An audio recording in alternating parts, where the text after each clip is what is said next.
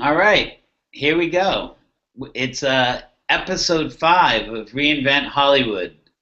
Today we're looking at the support structure, the organizations that do all the heavy lifting for all of us that get to participate in what is now film culture. So from the film festivals to the universities to the support structures that both provide training and financial support.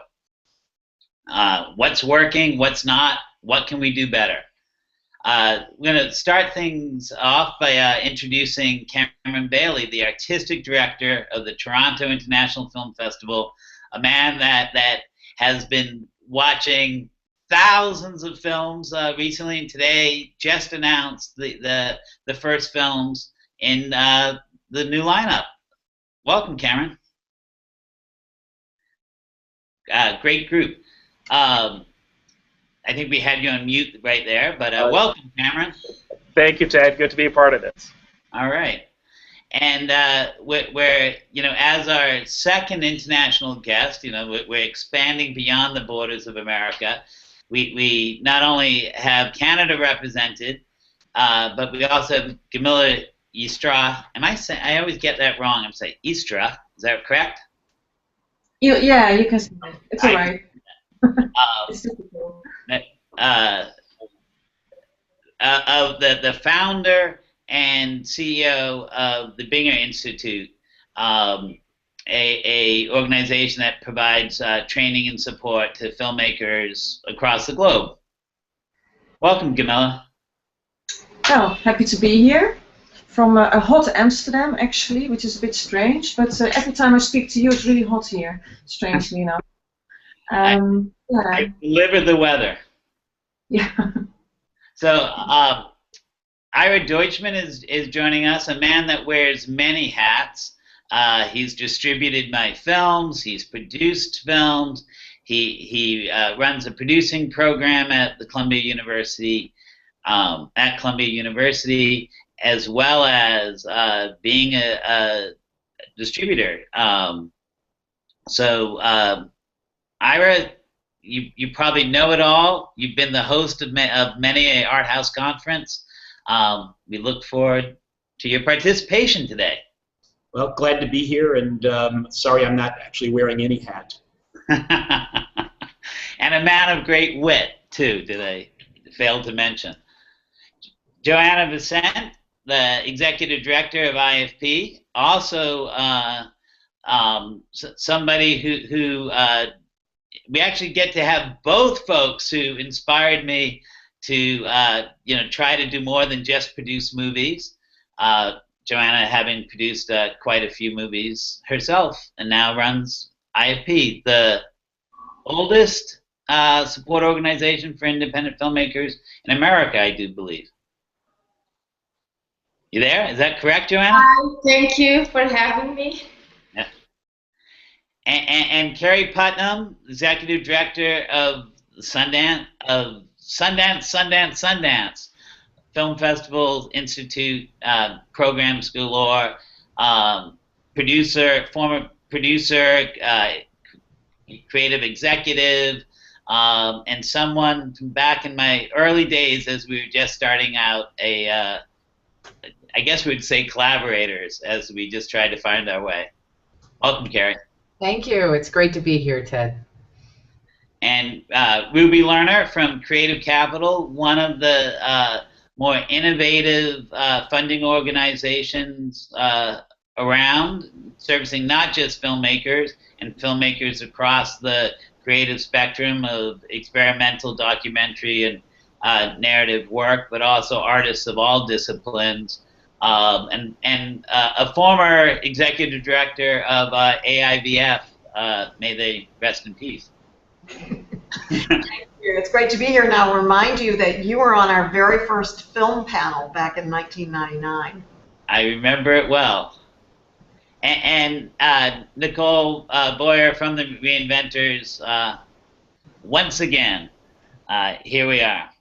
So, in looking at the diversity of organizations we have here today, really running the gamut of true support structure.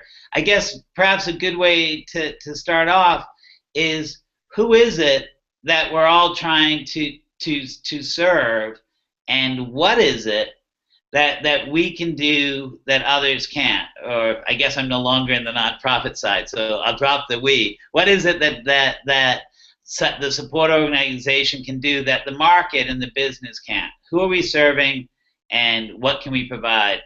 Pretty big question. Cameron, since you can't, I'm sure you're not at all tired from viewing thousands of movies. Why don't you start it off for us? Sure. Let me just see if I can carve off a slice of that question, because it is a big one. We at the Toronto Film Festival, we sit at the intersection, I think, of the commercial industry and the independent industry. We're not-for-profit ourselves, so I think one of the main things that we can do in this sector is to try to shape taste, to help to shape taste. So, by bringing certain filmmakers into focus and attention for both the industry, the media, general audience, I think we can actually help shift how people look at media generally, what kinds of films are interesting to them, how to watch films, how to watch different kinds of storytelling approaches. I think all of that kind of stuff happens in our sector, and then eventually it bubbles up. Somebody like Christopher Nolan, for instance, you can't get a bigger, more commercial director these days. His first feature film, Following, premiered at our festival. It's a very arty movie that is different from what he's doing now, but you can see his attempts to try to shift the way you tell stories, even in his first independent films. And I think, if people attend festivals, if they're plugged into film schools and some of the other not-for-profit institutions, they get to do that. They get to actually reshift or shift the way that they think about storytelling, think about media, and I think that eventually does trickle up or out into the commercial space. So in some ways, really it's that first opportunity where people get to work without the market dictates, to explore new forms, that one rare moment where you're free of the mass market.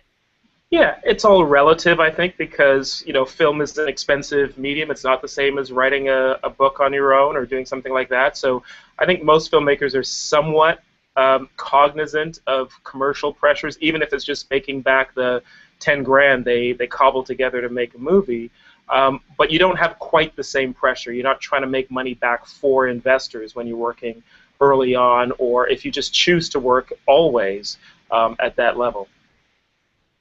I mean, we've certainly seen how in the States and at the premier international festivals like Toronto, Cannes, Berlin, Venice, and here in the States, certainly Sundance, the festivals also become marketplaces, and that pressure of using that as a place to sell and launch your work. I'm kind of curious to the degree that folks feel that is a good thing, something that has served us.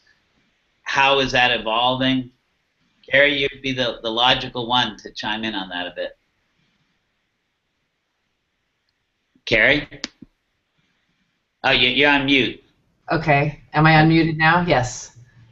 So the question being, how do festivals balance their role as a platform for kind of surfacing the commercial potential of films with the kind of more nonprofit kind of cultural role that we're playing? And I think that's at the heart of the tension in a lot of our organizations, and I think it's a good tension, actually. I think certainly with many films, with as many films as are being made today, the role of curation of all of our organizations in sort of narrowing the focus for both audiences and film lovers, but also for the marketplace, is, I think, increasingly important. I think more than ever before, the importance of curation is to take all of the massive amount of choices and focus it down. So And I do think that provides an essential role in terms of getting in between the filmmakers in their independent, creation of the work and the marketplace. I think the place that we sit, whether it's Cameron in Toronto or any of the rest of us, helping films find the people, the professionals that are going to get them out into the market is really important. But equally, I think that there is an important role for all of us to play in pushing film as an art form, and in constantly reminding ourselves and the community that comes together around this work that there is an intrinsic value of film as an art form outside of its commercial success. And I think it's all too easy as people are chasing that big deal, and especially at the at the festivals where work is premiering, coming in sort of sweating whether they're going to get that big deal. The idea that the culture is enriched by this work, regardless of the changes that may be going on in the commercial distribution landscape for it, I think is something that we really have to be remembering, and we have to think about with our funders, and we have to think about with our artists in supporting them creating the work. Sorry. Go ahead, Ruby. I was just going to jump in because this is sort of our territory. I think we don't actually so much protect people from the marketplace, I think, as prepare them for a marketplace. So I think when we talk about the market and marketplace, I would like us to be more specific about what we're actually talking about. Because I think that there's a market for anything, and I think that now, one of the things that technology affords an individual is the possibility of reaching an audience quite directly, and I know this has come up in some of your other conversations, and that puts artists, not just filmmakers, but artists really in a position of power. And I think getting back to when we come back to talking about film schools, what does that mean about how we train people who are coming out into the world? And I think learning how to make a film is not going to be nearly enough. It's how are you, your own entity, your own enterprise out in the world, and what is the skill set that you need in order to do that well, and who do you need to help you? We sort of modified this idea of DIY, and we now use DIYWO, do it yourself with others. And how can you be the person driving the course of your career and understanding the kinds of help you need, both, we call it hiring up and hiring down. That's great. Cameron? Yeah. Oh, you're on mute again. Oh, okay. I was just going to add that, because we've been watching films for the last few months, I've been thinking a lot about how filmmakers survive over years or even decades as independent voices, as independent creators. And I think part of it comes from just having a kind of a really mutable quality, being able to shift and do things and change with the times.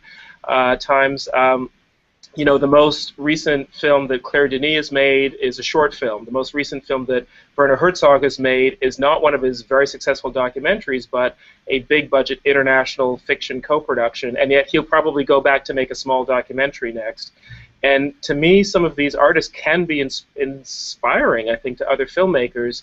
Although you might start out doing just one thing and doing it very well, I think to survive over 20 or 30 or 40 years, you probably have to learn to do a lot of different things and to shift according to where there's an opportunity.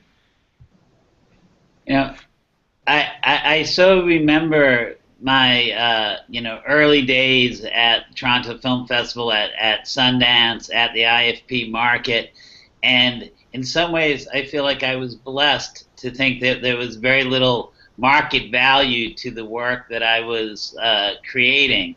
I would get to spend time with other filmmakers and feel like there was this line between art and commerce, content and marketing. And I didn't have to worry about that. And of course, what I learned was that was not true.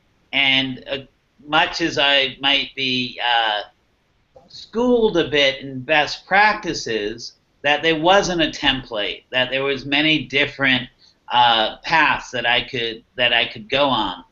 And I think that if the last 20 years of independent film have been about transparency and best practices to some degree, that there is a bit of reinventing, may I dare say, that needs to go on, because people start to think, this is what I should be doing. This is the way. And precisely as you point out with Claire, and I should mention that my old company's Good Machines, Good Machine got its launch doing a Claire Denis short way back when, with an unknown actor named Vinnie Gallo and an unknown DP named Agnes Godard.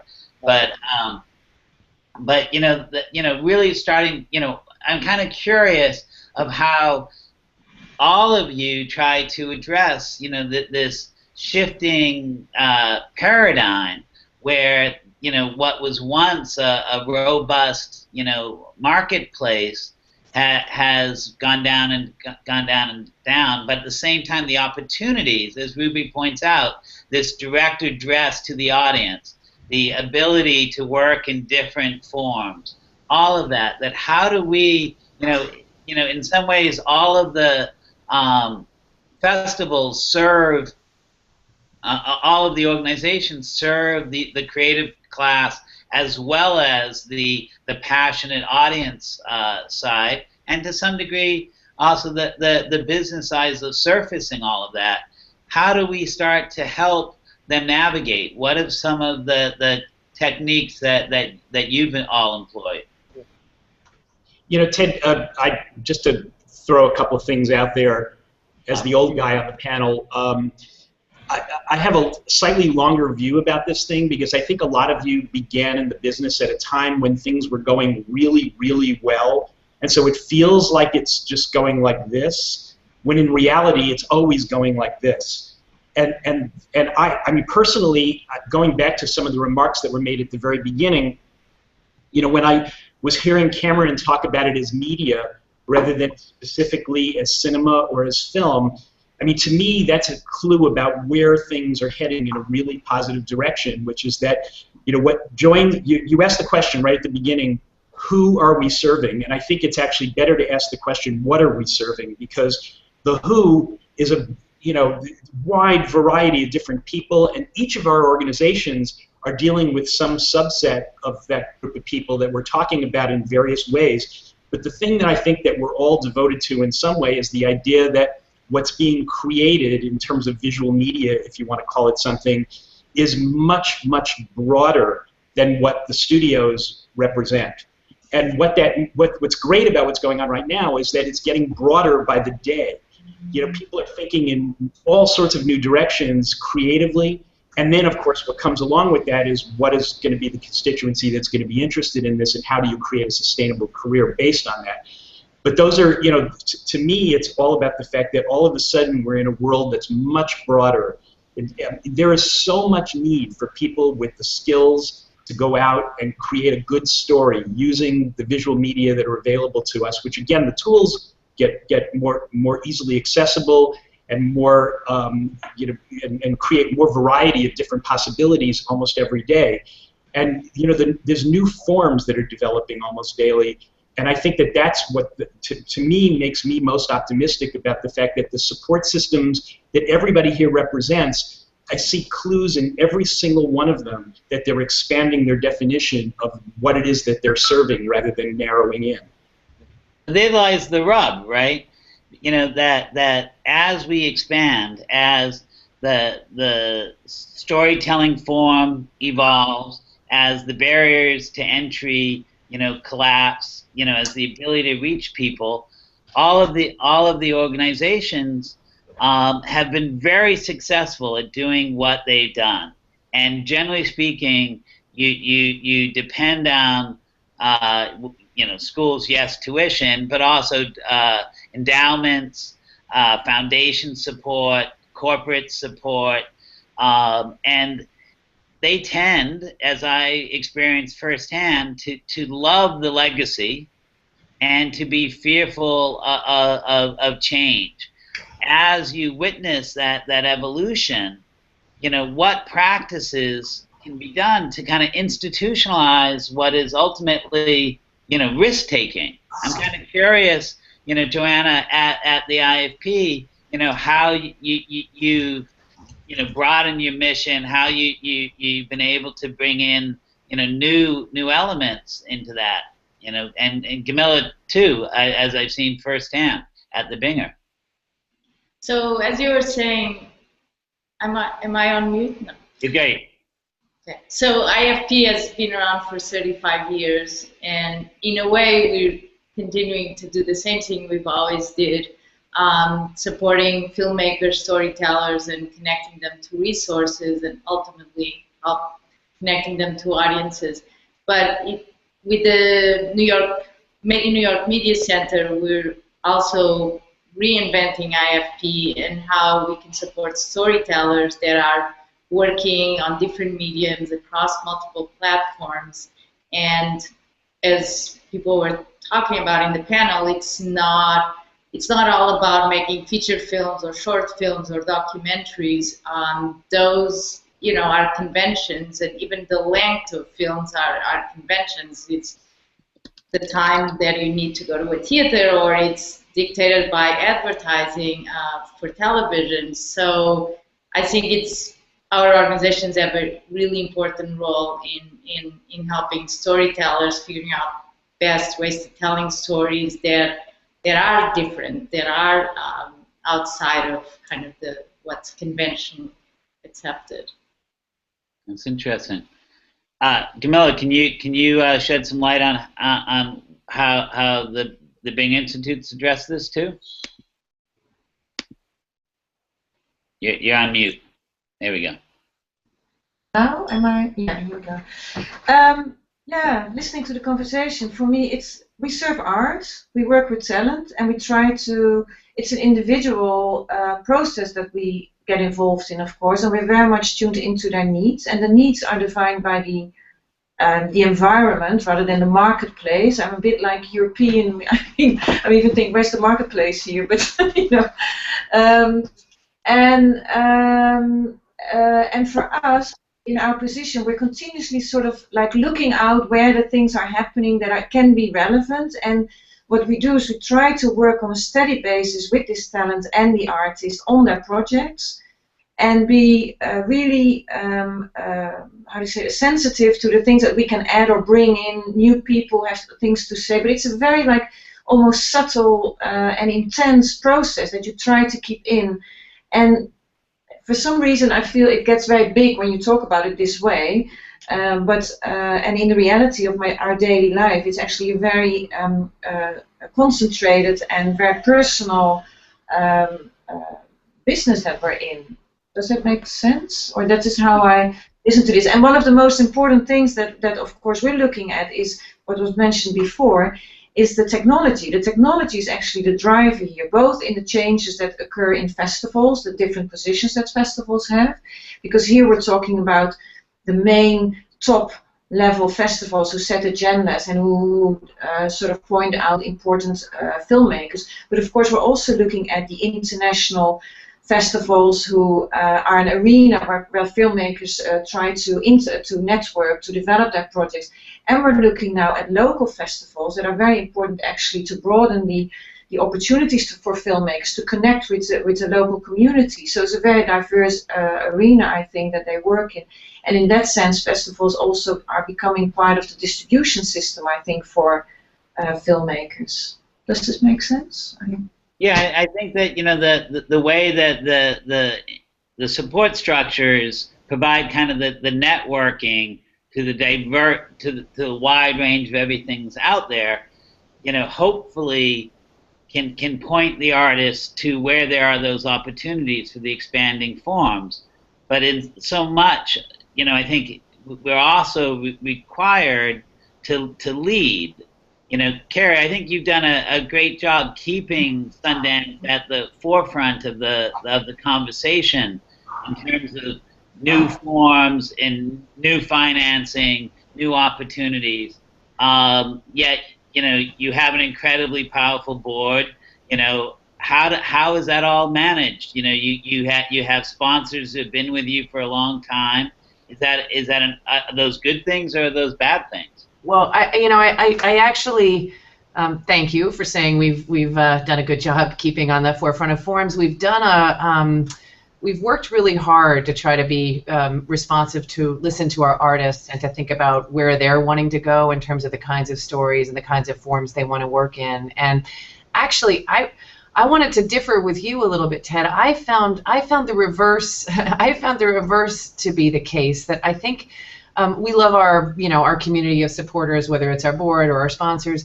But I found that they are, if anything, more interested in the new, in the kind of bright, shiny new forms and things than they have been in the legacy things. And so for us, the idea of our New Frontier program, for example, which I think is a really exciting space, soon to be celebrating its 10th year at the festival next year, and its third or fourth year as a lab that we launched to kind of develop this sort of work.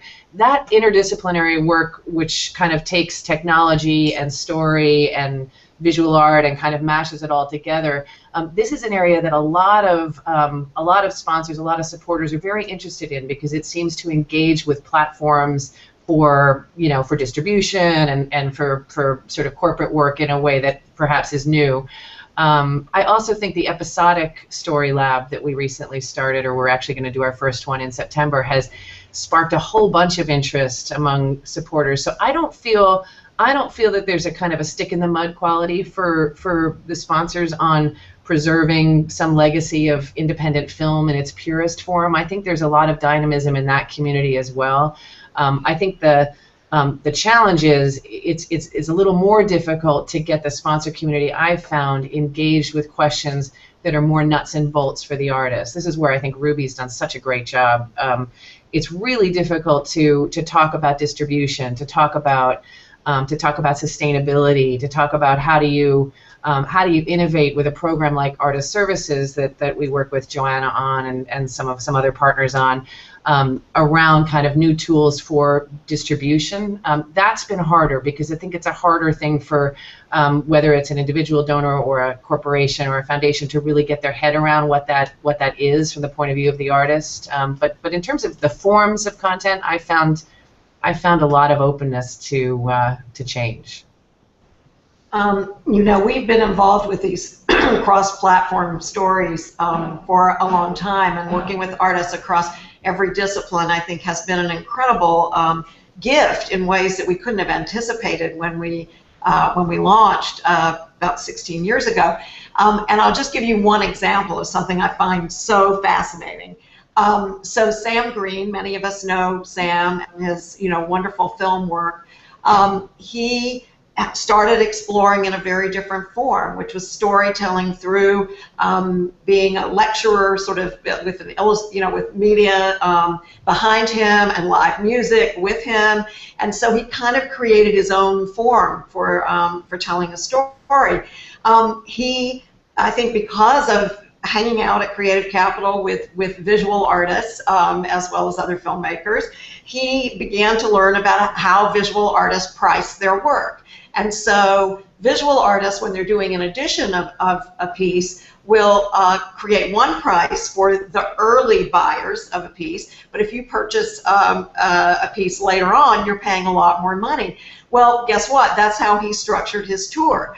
So if you came in as an early presenter on the tour, you got one price. If you want to bring Utopia into your community now, you're paying a lot more to do that. So that's a very interesting way that we've seen our artists kind of cross-pollinate and learn from how other disciplines operate. And I think we are one of the very few places that supports artists across all of these disciplines. And the ways that they have been able to support each other and learn from each other has been a revelation to us. I think that's so key. I think that one of the biggest challenges we all face now is precisely that question of sustainability. And it's not a sexy offering. It's not transmedia. It's not the latest tech innovation. Yet it's at the same core. Filmmakers generally spend 8 years between their first and second film. on the average. You know, an average movie takes, 3 years plus to develop and 3 years plus to pay out, and that's incredibly difficult math. And I'm just kind of curious of how you each see your organizations, what you can do to help artists confront that big challenge of today of sustainability. Well, I think one thing is staying engaged over a long period of time, and I think we all have to be prepared to do that. It's one thing to say it takes 8 years to make a film. It's another thing to say that someone is going to be with you and behind you and available to you for that 8-year period of time. That's the work that we've been doing, and again, it's been a real lesson to us in the diverse kinds of support and encouragement and resources that people need over a very long period of time. That's great.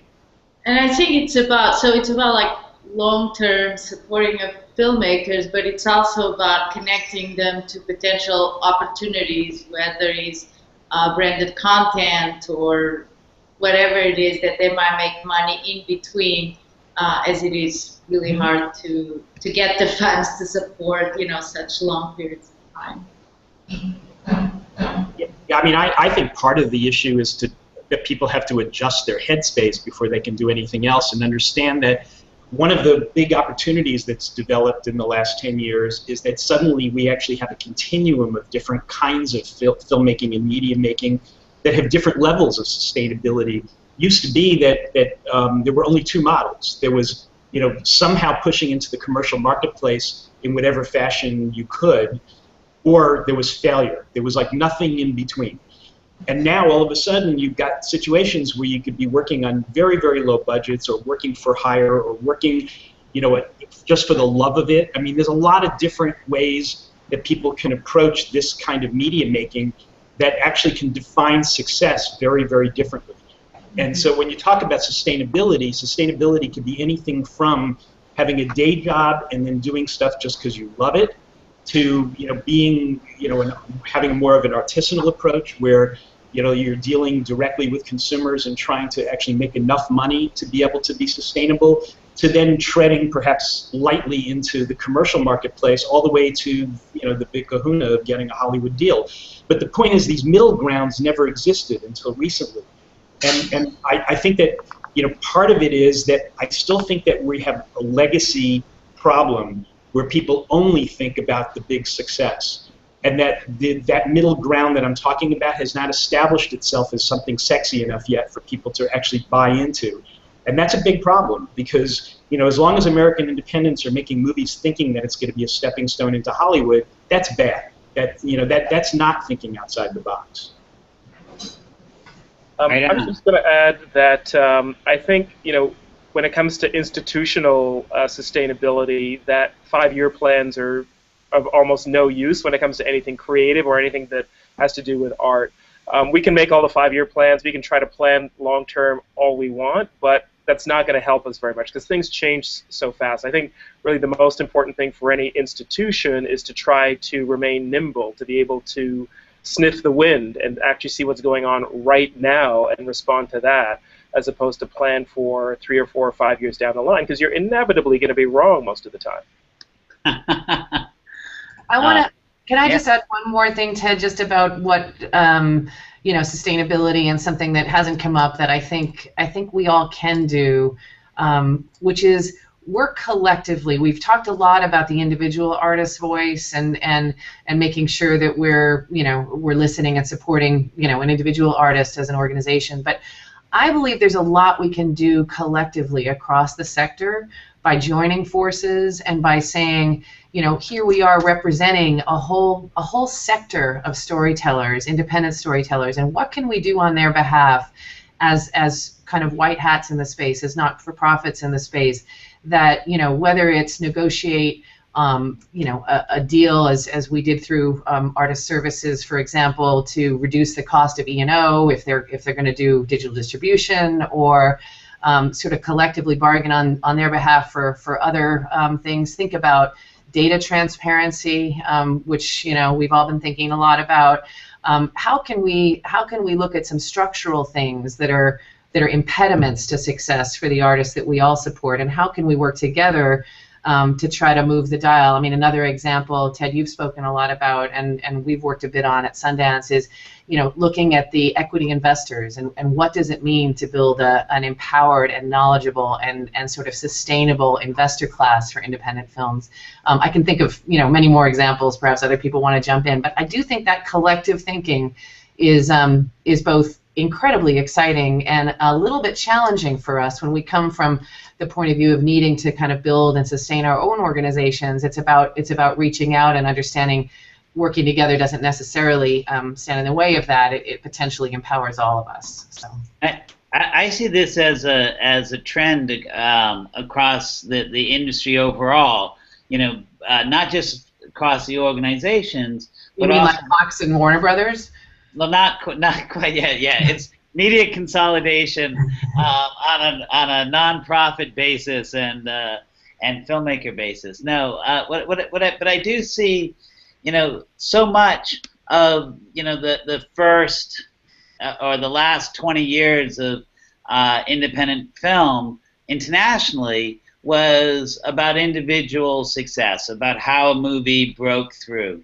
And although all of the different institutions did you know, great work of trying to bring those kind of case studies to the focus, what has changed, you know, partially through this digital evolution where the barriers to entry have dropped and thus the supply has gone, you know, way the hell up, as people start to see that individualized model is not beneficial, and often success, you know, is really the kind of random happening. You know, it's the opposite, not necessarily the opposite, but it doesn't mean mastery. It doesn't necessarily mean the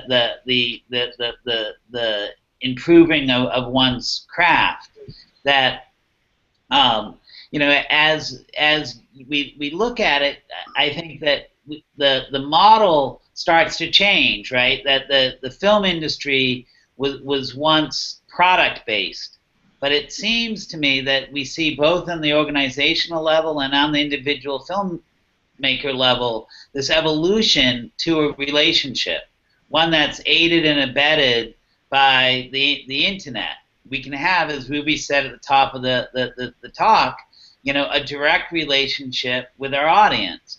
How does that change? And now that we can actually have that direct relationship, how do each of the organizations start to prepare filmmakers for that transfer, if you so to believe, you know, to a relationship? And where that starts to mirror, I think, on the filmmaker level, that what you're talking about, Keri, is how do we then trigger that kind of network effect so that one filmmaker's fans can be shared by another filmmaker. Absolutely. Absolutely. Like that question, how do we use this digital evolution for our advantage? Well, I have another great story from another discipline. I feel like I'm bringing in other worlds into. Please do. We have a wonderful consultant who works with us who's a visual artist, and he's a minimalist painter. What he did, so minimalism was not so much in fashion, so he created a website called Minus Space. And it became a space not just for him to talk about his own work, but for other contemporary minimalist painters to talk about their work. So this then became the go-to place for conversations about contemporary minimalism.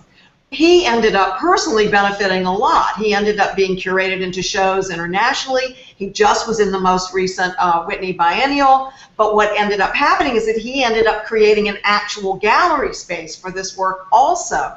So what you see is someone who has a very specific, niche, narrow part of the marketplace ending up creating an opportunity for others to gather, and of course he ends up benefiting himself. I think things like that, to me, really are a big story about what our future is going to look like in the most exciting way, because this idea of niche markets, but on a mass scale. because maybe there are only 3 people who care about experimental film in Dothan, Alabama, but they're going to be added to by the 10 people in Brussels who also care about it, so that all of a sudden you can have a community and a constituency around just about anything.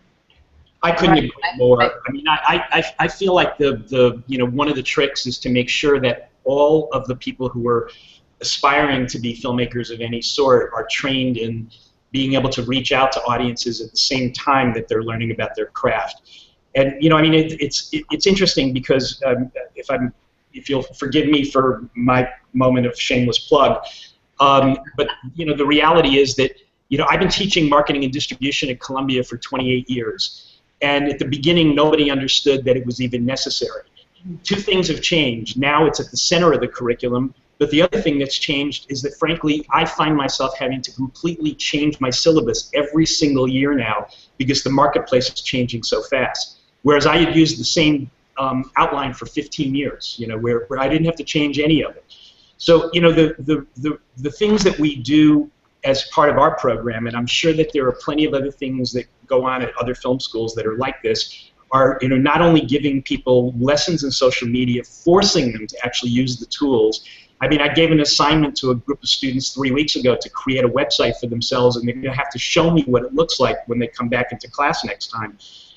There's also, we actually have our own film festival, which is a week-long event that takes place in both New York and Los Angeles. And we don't do that just because we're showing off our student work. It's because the students are learning about the curation process, about marketing, about trying to fill seats. It's the same example as what Ruby was talking about with the gallery. By creating our own festival, we've made the students create their own gallery so that they understand what the marketplace is really all about.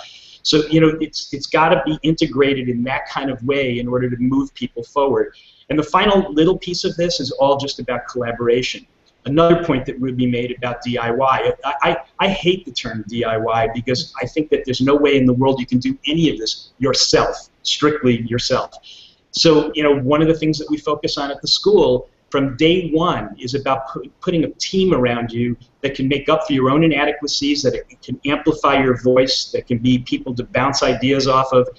That sort of collaboration is key. It means getting people out of that headspace about, I am the artist and I'm going to dictate everything that's going to go on. It's a collaboration among the marketers, the people who are going to be responsible for raising the money. It's a whole ecosystem that you have to understand in order to be successful. And that plus what I said earlier about adjusting your headspace to different forms of success, I think is what creates sustainability. Excellent point. Going back to those early days, of my film festival attendance, the thing that was so wonderful about not having a market that had matured or even taken hold yet was precisely meeting other filmmakers on an equal basis. That's what the film festivals provided, and that's certainly also, I think, what the different labs that you all run and provide also do. But it's that challenge of how to get filmmakers to move beyond, just my project, to kind of see, how basically that class, when you go to Toronto, in September, that group of filmmakers you're with, will be the filmmakers you're with for the next 10 years. Ditto, Sundance, ditto IFP. And if you don't start to learn to do group learning, to share that information that you harvest, living in the front lines in a world where the curriculum changes daily, as Ira pointed out, you won't get the benefit of many people indulge in the same thing. How can we do that better? How can we teach collaboration? One of the most necessary skills in a filmmaker's toolkit these days, and an organizational toolkit, as Keri pointed out. How can we teach that better? I think we have to force it sometimes. Let's face it, when people are growing up and dreaming of becoming filmmakers, it's not the same as growing up and becoming a part of a symphony orchestra or even a rock band. You don't think about doing it together so often. most people, even people who don't end up being directors, dream of being the director, the boss, the individual in charge, and they have to, shed themselves of that fantasy sometimes because, like Ira said, it's not, you cannot do it yourself. You have to do it collaboratively, and if people could think about it in a way as, playing in a band as opposed to being a solo musician, I think that would help. We have something at our festival called Talent Lab, which is a kind of a very smaller model of what the Sundance Institute does, where for 4 days we essentially force 25 filmmakers who are all directors in their own right to talk collaboratively. And we bring in 4 governors and who are established filmmakers, and we essentially we strip them of some of that ego and that individualism, and ask them to think about creativity in a more collaborative way. One of the things that we do is, oh, sorry, go ahead. So with the Media Center, we really created a space that fosters collaboration, that brings people together, where people are working across, the desk from someone else. They're coming in with different skill sets, and it's interesting that when we asked our members, what is your favorite thing about the Media Center, about working out of here, and everyone said community. It is the people that we meet, is the people that we're collaborating. But there's a little bit of like, we need to force that. We have a community manager that her job is to really be introducing people, is figuring out what people need in terms of business development or getting to the next stage, who they should meet. And that's the best thing about this place. One of the things that we do with every new class of grantees that comes in is we have an orientation. They all attend. There are at least 2 disciplines in our first year, film, video, and visual arts represented. And the second year is performing arts, emerging fields, and literature. So there's a kind of an automatic bonding, and people really do start describing themselves as the class of.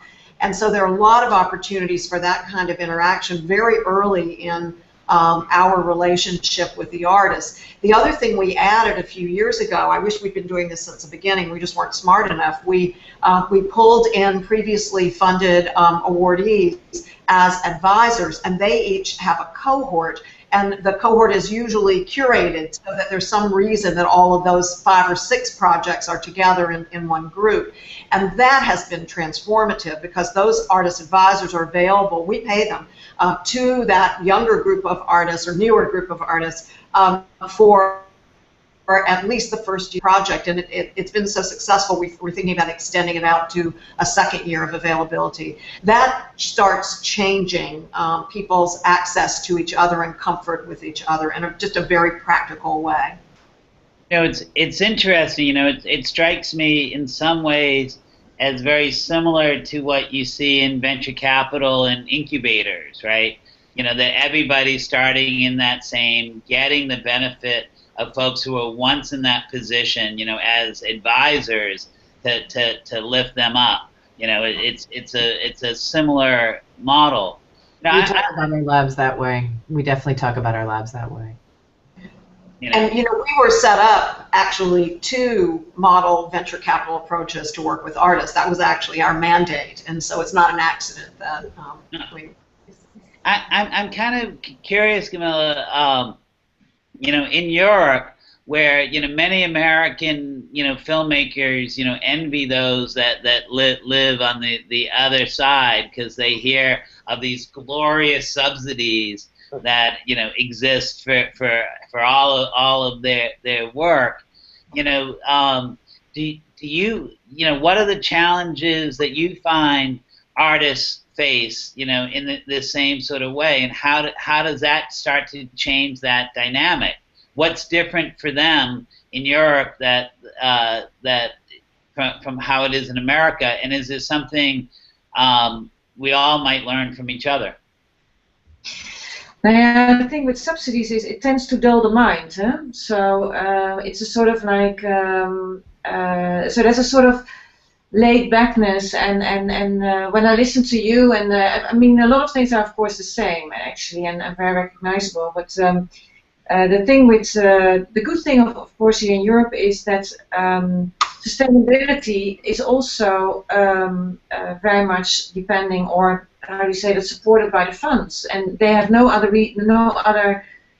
impetus than support artists, and so the market is really in a completely different shape here, and so it's. But the other thing is that it tends to isolate filmmakers as well, because they have, and also they work from project to project, and they really don't build up a business. So entrepreneurship, what you see in America a lot, is really lacking, I think, in Europe. That's something that I find frustrating, and that we also have to deal with.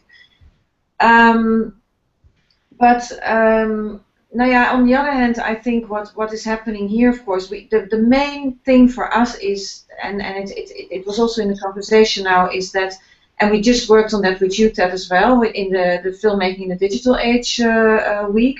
What we are doing, the whole situation for filmmakers is changing. There are an enormous amount of opportunities because the costs are driven down. You have easier access to all kinds of production methods.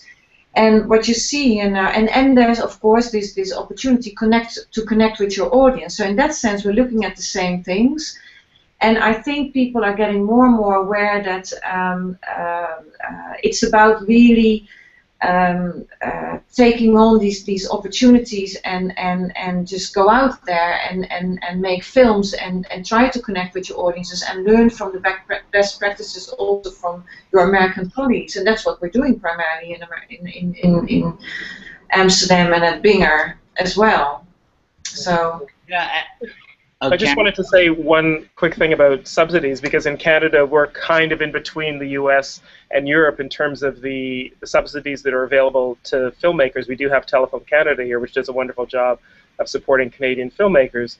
But I think it goes beyond the filmmakers. I think, you know, one of the things I've been impressed with in France, for instance, is that there's this entire network of sales agents whose job it is to sell French films and other films from around the world, who also are able, through complicated schemes, to get subsidies for their work. The same happens in broadcasting, the same happens in distribution. It's not enough to just give subsidies to filmmakers. There actually has to be a structure to support that kind of work and give them the opportunity to go beyond just market concerns, but actually support high-quality filmmaking. Yeah, but the thing here, I think what I see here, and I've actually been responsible for all the subsidies in the Netherlands, is that it's very much project-oriented still. So it's not so much structural. And in fact, as some of you might know, all the subsidies, for instance, for institutions like the Binger, were pulled out. So it doesn't support the structure as such, the structural development, but it's really from project to project, and that is a little bit tricky, I think, because then you get this sort of like casino type of industry, you know, that everybody, or there's like a fruit machine, you know, you go there, you throw in your coin, you pull the trigger, and then you hope that the money comes out, and then you go again with your next project, and it sort of takes out this essential thing that the artist is also an entrepreneur, and that is actually an opportunity now to build that entrepreneurship, I think you call it, also because the technologies has changed the environment in which they work. So you have, yeah, you know, it's precisely that got me excited about, you know, what a nonprofit can do. You know, that you know, in the private world, you know, people often had asked me, well, Ted, why don't you just go out and find that big rich person to give you tons of money to make lots of movies? And if you look at what that's done, historically speaking, most of them, you know, invest in 2 movies and then success or failure, get out, right? The few that stick around build companies that have about an 8 to 10 year life, and then they get out, right? Mm-hmm. You know, we hear, you know, the 34 years of IFP, all the years of Sundance, Binger, TIFF, you know, Creative Capital now was a startup, and you know, how that longevity can facilitate the more radical experimentation and collaboration that we're talking about. Yet, granted, I wasn't in that realm. I proved too impatient, for the realm of that kind of long-term planning, and even for the, Cameron, your request to remain nimble within an organization. I keep looking at it, and it's like, what is it through this incubator? What would be in the dream of things if we could build anything? Where does that next model come from if we took an incubator approach? We've mentioned the need for teaching collaboration, for teaching entrepreneurial skills, for helping people with community. But if we were hitting that blue sky dream of building something that could last, what would be some of the elements that would be part of that? Well, for starters, you've got to convince donors that what we're doing is worthwhile. I mean, like in the United States, we have this issue, which is there's no government support for any of these activities. And then, your donor base, it's not like we're curing cancer, right? I mean, we're trying to create film artists, which is something that we all believe very strongly in. I do think that part of the solution is this broadening of the definition, because as Keri said, and she's right on the money, that a lot of the people who are interested in supporting this kind of work are more interested in the experimental work than they are in the traditional work. And I think that is a key to try to get people engaged. And I have to say also that there's a lot more interest in secondary education and lower kinds of education than there are in mature, supporting mature artists. And I think that somehow putting those things together in a way in which, the artists that we're creating are actually the future teachers who could be working with these, young kids to make them visually literate in ways that will eventually accrue to the society. Those are things that can be packaged in a way in which we could maybe, for the first time, entice some of these donors to come in and support this nonprofit world that we're talking about. Unfortunately, what we're stuck with, and it goes back to a much earlier question about why it is that we all have to dabble a little bit in the Hollywood world, it's because the money comes in mostly because people want to, I'm not going to be too dirty here, but they want to be starfuckers. And that's how a lot of that money comes in. I feel that still all of our organizations still need to curate, because we live in a world where what's popular, it's not necessarily good. Look at YouTube, look at the companies that this year sold for or have been valuated at $1 billion. Maker Studio and Vice. They don't produce great quality content. So, we talk about like what's the most watched show on television is NS whatever CI. I never saw it. So we need to curate, we need to promote people telling good stories, and then have that kind of collective action where we promote film as an art form, where it's kind of, we almost need like the what was the milk campaign, the Got Milk. Got Milk. And I also think that we also, as institutions, tune in on the ambitions of talent, because that's actually the definition of talent. I think that there is the ambition, they're looking out, and what you're doing is you really try to tune in and be alert on what the needs are there, I think, and at least for Bingen that works really well. And also, we're not about training as such, we're really about bringing, that was discussed before, bringing together talent, and they work with each other. So you create an environment, talking about incubators, where you bring in, a number of people who are actually collaborating, and in the collaborative process develop their own projects. That's basically what the whole process is. And you're looking outwards and trying to discover what the really interesting developments are, and you bring them in as well. So you also feed the research and development, I think, in your own institution in that way. And that's, for instance, why we have the core labs, the core business of running labs, developing projects and actually supporting artists to develop these projects.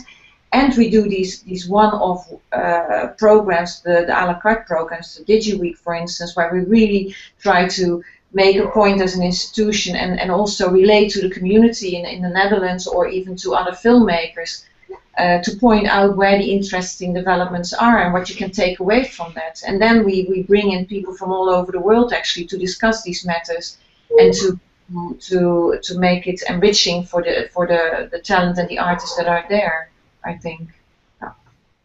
Just you know, it circles back around, I think, to that very beginning question of you know, the who and the what that we serve, and I think everything that everyone's been saying is a reflection of the broadening definition. You know, whether it's the changing film form, you know, to embrace, you know, shorts and transmedia and, you know, story worlds and all of that. The changing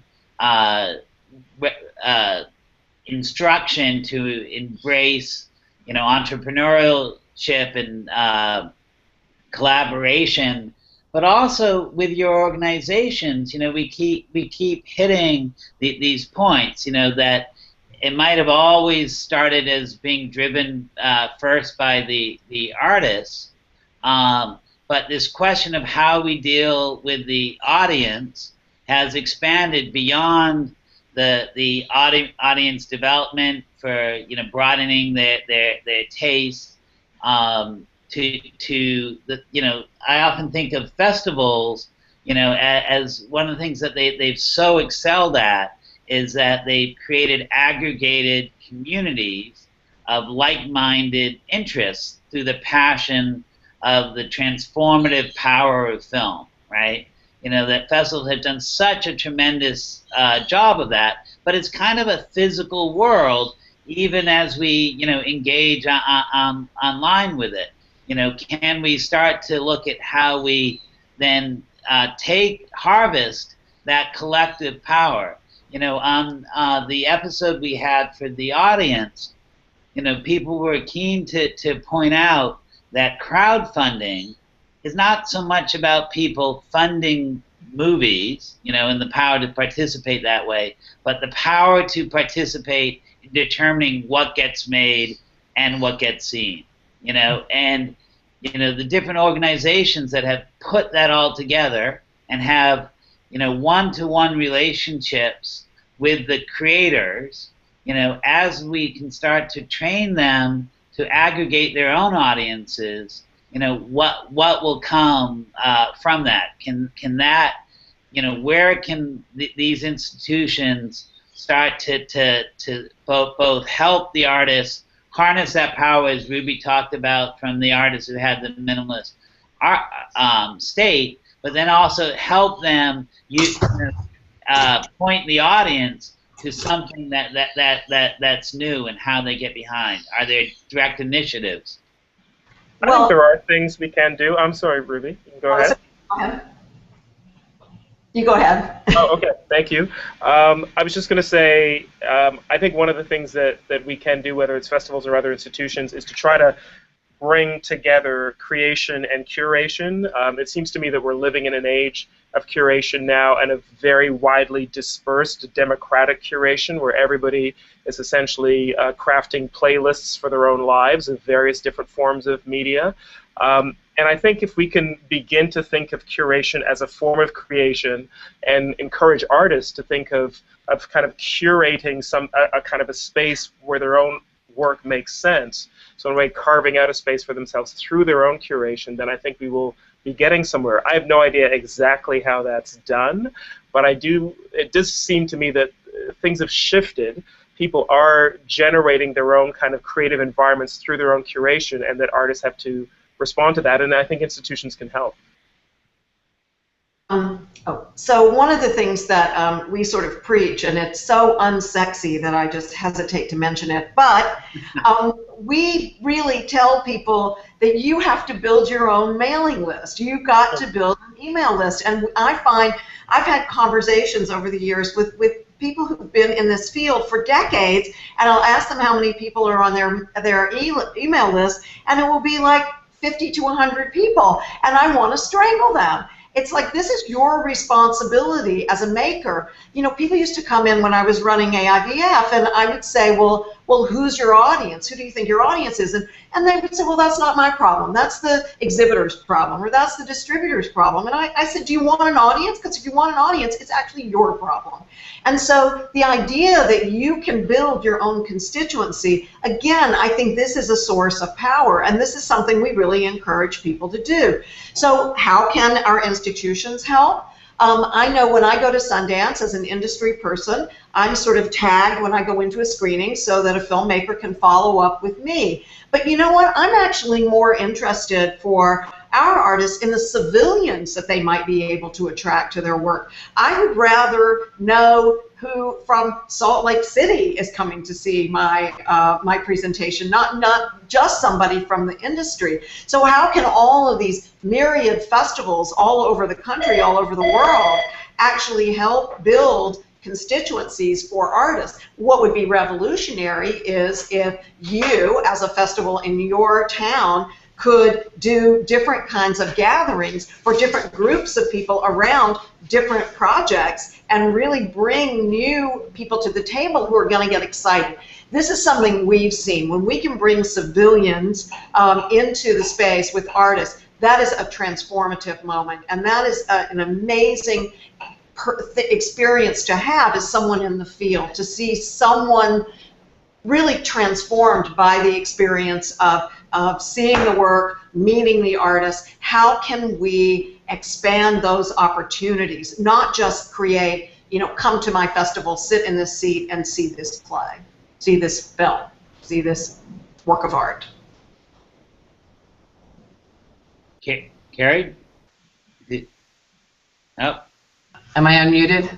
There you go. Yeah, I mean, I want to agree with what Ruby is saying and just pick up also on something Ira was saying. I think the, you know, it is very important for us to think about, you know, the filmmaker as an entrepreneur, and to think about not just one film, but multiple films, and building careers and building mailing lists, and all of that I agree with. But I think when you look back at our institutions, and just right on what Ruby just said, I feel like our opportunity potentially to sustain ourselves, if we think about these as business development opportunities for ourselves, but also in terms of structural innovations in the field, is really to look at ways to partner with technology organizations, with technologists, to like Fandor. Yeah, like Fandor, Ted. No, but to basically say, what are the structural problems? Ruby hits a great point. People come to any festival and they're incredibly excited. It's 47,000 people in Park City, Utah, let's say, in January. They don't get to see all of the movies there. They leave with a desire to see the movies that they missed when they were there, and I'm sure the same is true in Toronto and, you know, every other festival. And yet we haven't figured out a way to take the mailing lists, you know, the information that we get from the ticketing system, and feed it back into a database that could be used by the filmmakers, or even to figure out a way to translate the excitement around festival attendance to a kind of pre-sale or distribution environment. I feel like there's tons we can do that's structural within the industry if we find the right partners within technology, and we figure out ways to create new ideas that will not just benefit individual entrepreneurial filmmakers, and in no way mitigate the need for individual filmmakers to be entrepreneurial, but somehow reshape the landscape in which they're working. And I can think of, I think we can think of many other examples, whether that's, the educational and non-theatrical space, how much can be done by touring a film these days and speaking around a film, and how every single time a filmmaker goes off to do that, they're basically reinventing the wheel and having to create their whole network again and again. And there's great professionals that do that, but isn't there a way to structure some of that for people, to make it easier for people to do that, and and so on and so on. But I guess I feel like for us to figure out whether it's technology or entrepreneurial ideas, we as nonprofits can uniquely be, I keep coming back to this word, but kind of a white hat in this space, and be able to say we can take some risks in terms of trying some new business models that maybe somebody starting a business itself would not be willing to take. But if we keep doing that and we land on the right ones, we may actually generate a new business model or a new business idea that others haven't thought of. But isn't that partially being done by a lot of the festivals by either, in some cases, becoming 365-day-a-year programming institutions, and in other cases, like with Sundance, where like you're trying to branch out geographically and do programs in other parts of the world and other parts of the country? I mean, isn't that doing what you're saying, which is taking your brand and the curation that you're already doing and sort of turning it into something larger that can be used for the benefit of all? Yeah, that's why we're doing, I mean, certainly the idea that curation is important, like Joana said, is why at Sundance we're trying to do more programs in more places and make people aware of the films through the curation that we provide. But what I'm talking about is something a little bit different. I'm talking about, without becoming a distributor, how can the festival curation turn into a sort of a catalytic force for a new kind of distribution that isn't individual film list by film list, but a little bit more structural around what happens at the festival and the excitement and the audience that's aggregated there. So, I think that one of the the examples that I've always used precisely on that model, Keri, is when I was 18, rock and roll fan out of Boston, the #1 independent band was Mission of Burma. They're still around today, and they're great. And they actually have another version. At least one of the members is also in the Alloy Orchestra, which provides great scores for silent movies. But all that they could do at that time was, tour generally at like a 3-state region and some international tours, right? They just didn't have the mechanism to do it. And, as the story was told to me, a guy named Bob Larson, Twin Tower Booking, I think it was, kind of mapped out on a whiteboard just that each venue needed to have 6 spokes. And by jotting that all together, you could put together a national tour. And, it seemed like too simple of an idea. So, but, he had friends who had a label up in Seattle, and he reached out to it. It was called Sub Pop. And they gave him 2 bands to tour, through this new system. One was called Mudhoney, and the opening act was unknown. They were called Nirvana. And 2 years later, after being able to utilize that tour outside of a 3-state region, they were global, right? And when you see like sometimes such a simple solution for what becomes a game-changing phenomenon, I think precisely whether it's the festivals or the colleges or the institutions, the ability to knit together that kind of tour in a different financial model. Like we've always seen how local publicity, because audiences trust the people they know best, has the greatest effect. It's really wonderful for movies, but it's too expensive. So, possibly that lying at, exposing some form of new model, and it seems like one of the things that also was being captured here is that festivals, institutions and schools have this aggregated audience, this fixed engagement base, and that's a underexploited resource. We bring it together for once a year for an event of a festival. But is there a way that technology can be utilized, as you talk about, to unlock that? I always like the model of Ryan Koo, a young filmmaker who I had the good fortune of meeting through the power of the Pixel many years back. And we were talking about the necessity of audience aggregation. And right after that, he launched NoFilmSchool.com, which is an incredible, useful website for community building and helping people understand how to use all of the new technology and finding best practices. But that's hundreds of thousands. Like, we get tremendous bump, as I'm sure every whenever they mention any organization, there's a tremendous trickle down from it, and they're engaged. Is there a way that the support structures can start to look at that initiative of how to harvest this incredible resource of the aggregated audience and let our different communities, take part in that. I think there's got to be as much cross-pollination as possible. One of the things we haven't talked much about is access, and as much as the independent sector is kind of very much apart from Hollywood, there are all kinds of people who don't even have access to the independent sector who could probably be very good or who want to get in, but either through not having access to the right film schools or getting into the bigger festivals or just not having in their own small communities the ability to access the money to make work, for instance, not having those kind of angel investors to cough up even 10 grand or something, or to get a Kickstarter campaign going. Those kinds of things, I think, remain a concern in the U.S. and I think everywhere else as well. As institutions, I think we have to ask ourselves, could we be doing more to increase that access? I think we probably all have initiatives that are doing that, but it still feels like there's a long way to go. It's a great point.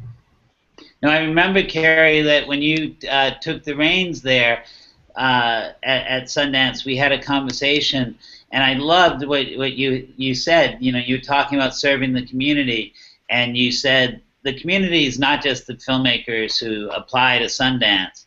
The community, I mean, not just the filmmakers who get into Sundance. It's all of those filmmakers, those thousands upon thousands that apply, and how can we serve them better? It's precisely that question to me. For me, the movies I love best are those that take me out of my world and make me recognize myself and people that I'm otherwise so different from. And if I don't get filmmakers who represent segments that have not had the access before, I'm denied that experience. I want to ask Ira a question about that, just from the film school perspective. Do you, we look really hard, as I'm sure all of the organizations do, at the profile in terms of all sorts of definitions of diversity of the artists that we support. And actually, we're trying to look harder at the artists that are even applying. But do you see at film school, presumably you have a pretty diverse group of students who are funded to do that, and you make a point of doing that. Do you see a pipeline issue of people coming out of film school moving into the industry? Do you feel like certain kinds of people tend to get plucked out first and curated into the programs like the ones we all represent, or do you think it's pretty equal to the representation within the school? It's a really good question. I mean, I don't know the literal answer to that. My sense is that the people who I think get plucked out the quickest, both into the industry as well as into things like the Sundance Labs or whatever, tend to be the ones who are high up on the diversity thing. Where a lot of international students, for instance, one of the interesting things about being in New York is that I always joke around about how we're halfway between Hollywood and Europe. And in reality, we are kind of a bridge in the sense that a lot of international students come to our program to learn about American methodologies and specifically about the more entrepreneurial ways in which Americans make movies, which Europeans, frankly, and most of the rest of the world are really not as familiar with because they're not as desperate as we are. The reality is that those people get plucked up really quickly because they end up getting extremely savvy about how to navigate all the various channels that are out there, etc. And from a directing point of view, I think that it's really hard. I mean, the last few years, the films that have won most of the awards and ended up in various festivals have definitely been more the international side of the spectrum. The one thing that's happened recently that's hurting that diversity is the fact that a lot of the money in the rest of the world that has been paying for them to come to school has been drying up locally, and because Europeans are not eligible for the same student loans and things like that, it's definitely starting to put some pressure on that in ways that are making it difficult for us. But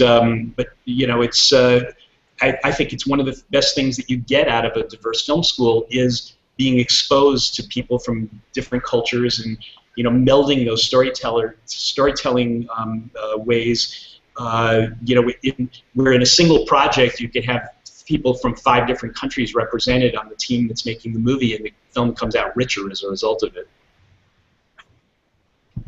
I don't know if that answers your question. Mm-hmm. I wonder, it's such a key question, that I think we see that that the kind of new focus, or even in some ways privilege, that comes from an international focus. That I always felt that I made films for a world audience, and I think that part of this connectivity that is happening through the digital change is people being much more aware that they're not just focused on their national cinema, and that to find that sustainable career, they have to connect in a broader way.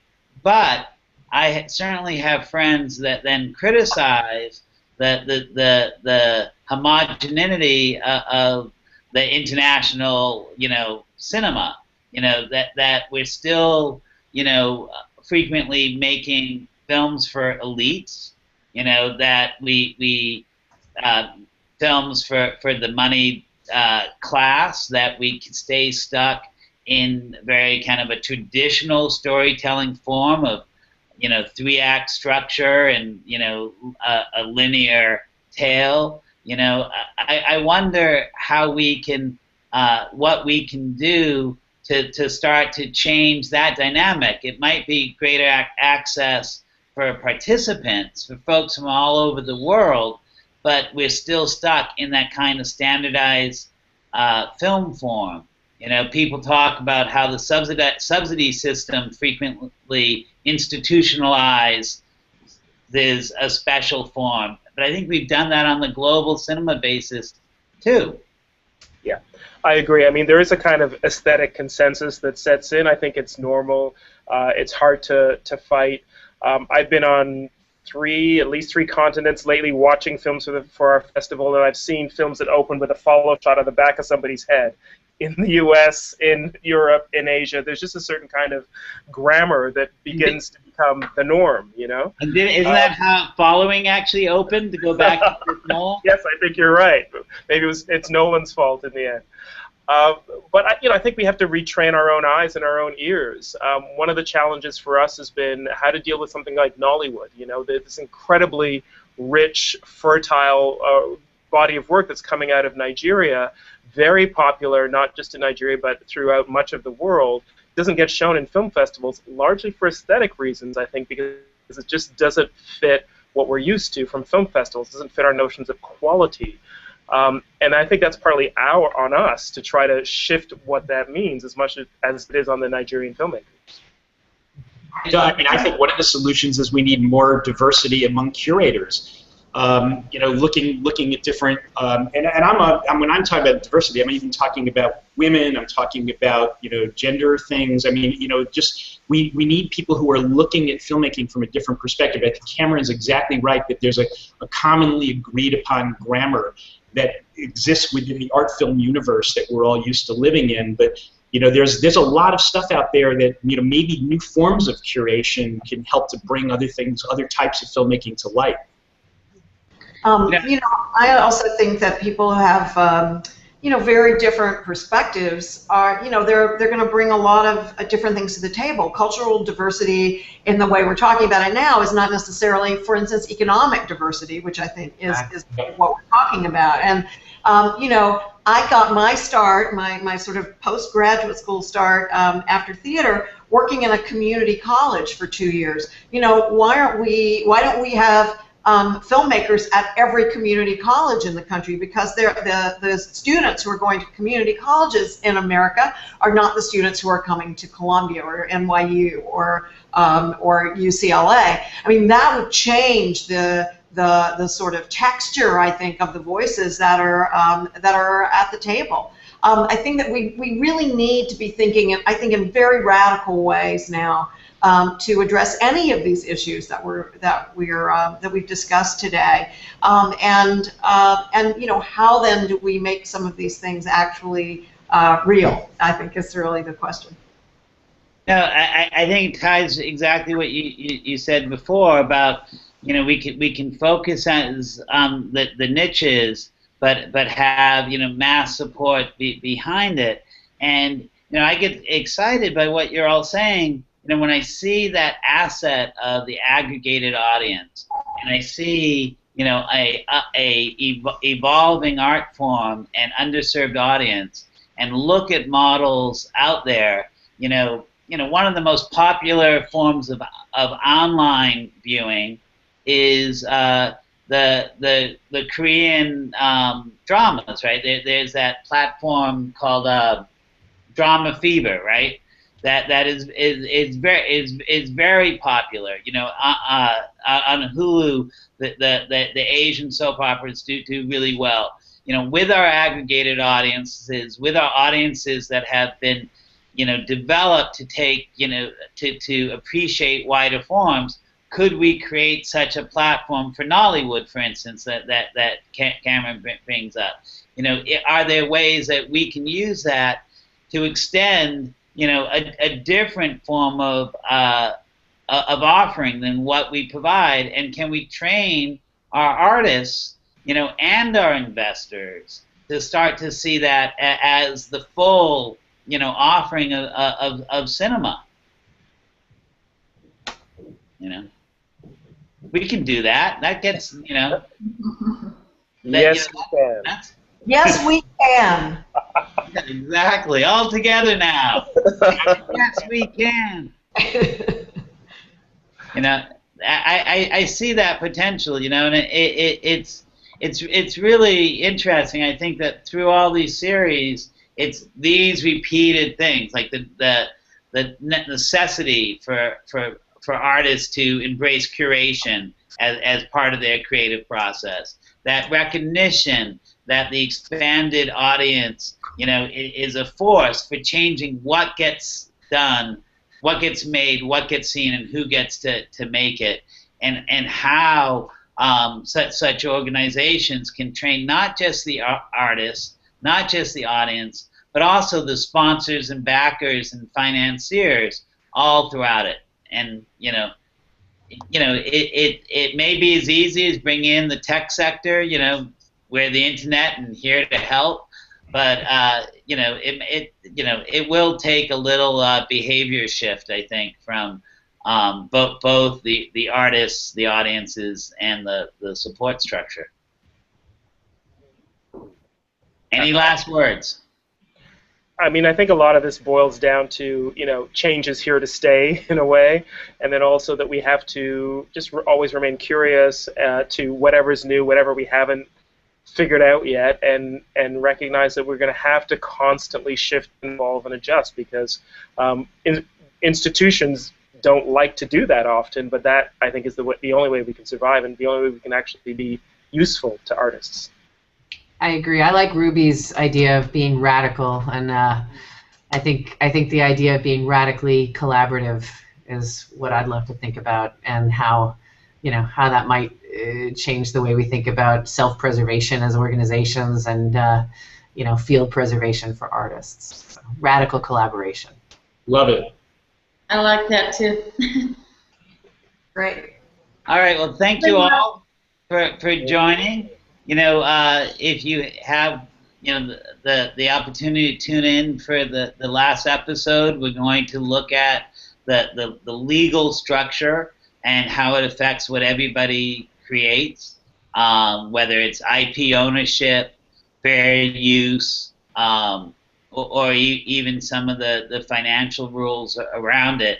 It is permissions culture holding all of us back. It should be a good episode, a fitting way to close. This was great. I have to say, I felt community amongst all of you. on a global basis. And yes, you get the gold star for being the most polite group too. That doesn't always the floor, well trained and letting other people speak. I'm sorry if I stepped on anyone's lines. Thank you, Ted. Thank you, Ted. Thanks, everybody. Thanks, everybody. Bye, everybody. Bye. Bye bye.